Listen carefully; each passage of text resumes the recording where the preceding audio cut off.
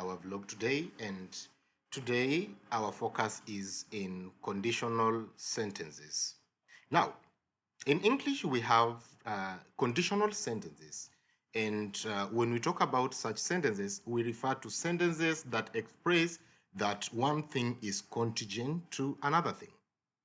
What do I mean by that? That for something to happen, then there must be a condition that propel it to happen. When we have such sentences, we refer to these kind of sentences as conditional sentences. So the basic structure of these sentences is that they have two clauses. One of these clauses is known as the if clause, and the other one is referred to as the result clause. The if clause is the clause that introduces the particular condition. For example, if it rains today, that is an if clause. It is giving a condition that suppose it rains, then what will happen? The happening comes in the second clause, which is the result clause, the impact clause. I will not go to work. Now that is the result clause. If it rains today, I will not go to work. So that is the basic structure of a conditional sentence.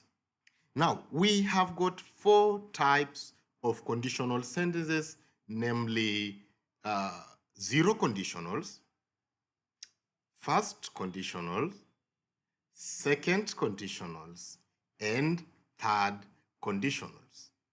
The naming of these conditionals are solely based on the structure or the kind of verbs they use in both of the clauses, and also the meaning that they bring about.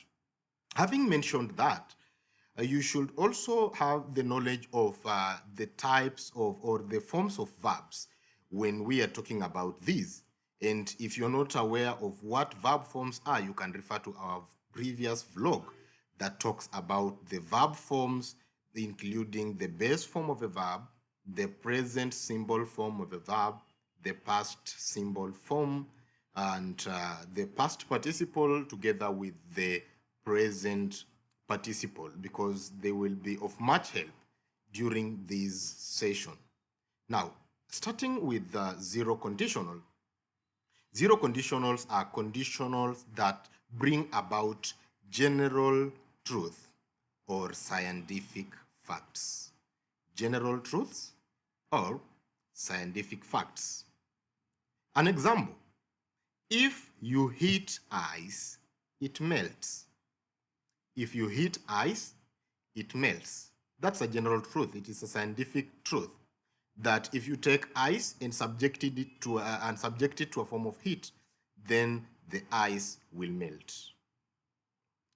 So it is a general truth. Now, the structure of zero conditional is that in the if clause, we have the present simple tense, and in the result clause, we have this present simple tense as well.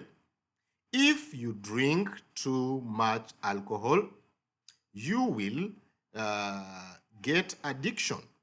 If you drink too much alcohol, you will get addiction. You get addiction.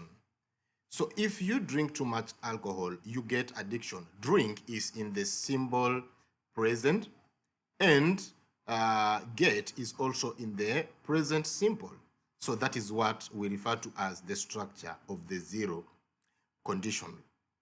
Now, the second type of conditional is called the first conditional. And when we talk about the first conditional, we talk about possible situations in the present or the future. Things that are possible to happen now or in the future. It is not a must that they will happen literally, but there is a possibility of them happening. That one is referred to as present or the first conditional. So what do we have in the first conditional? The model of the first conditional is that in the if clause, we have the present simple form of the verb, and in the result clause, we have will plus the base form of the verb. For example, if clouds gather, it will rain. If clouds gather, it will rain. There is a possibility that rain will be there if clouds gather. Not all the time that cloud gather we have rain. Sometimes we don't, sometimes we do.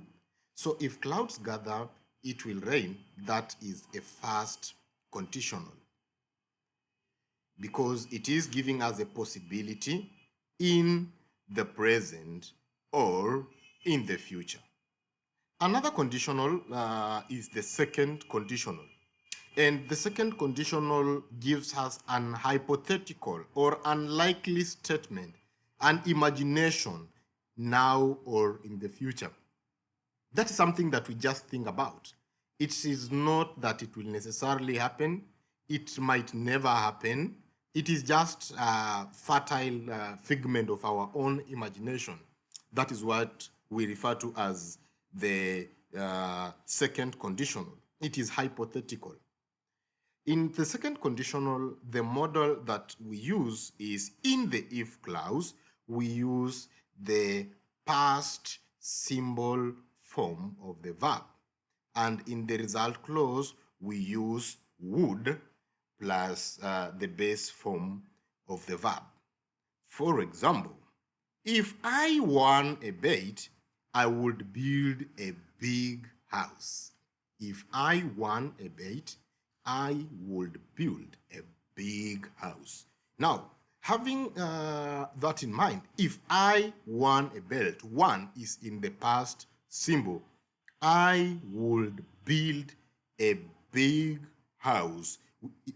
We are using would, which is yes, and together with build, and build is in the base form of the verb.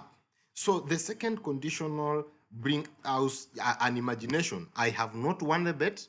I don't know if I will win a bet. Maybe it might come, but it is unlikely that I will win a bet and build that big house. That is what we refer to as a second conditional. And lastly, we have the third conditional, where we talk about hypothetical or imaginative situations in the past. Things that didn't happen. It is like we are expressing regret, or you talk about something that would have brought a different result apart from what had already happened in the past. And we have an example.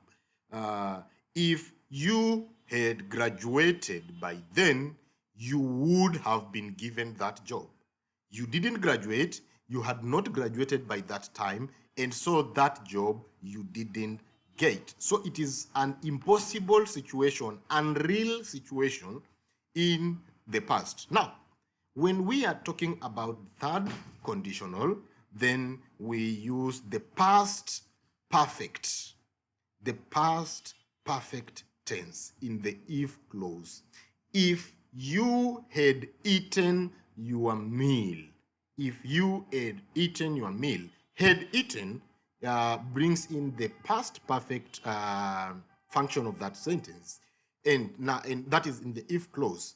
In the result clause, we'll use would have plus the past participle. If you had eaten your meal, you wouldn't have felt hungry. If you had eaten your meal, you wouldn't have felt hungry. Yeah, that is the end of the types of conditionals. Sometimes we, instead of using if, we use suppose,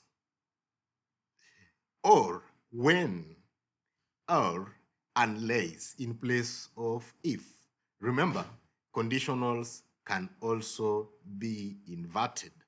Meet me in the next session to look at inverted conditionals. Don't forget to like, subscribe, and share.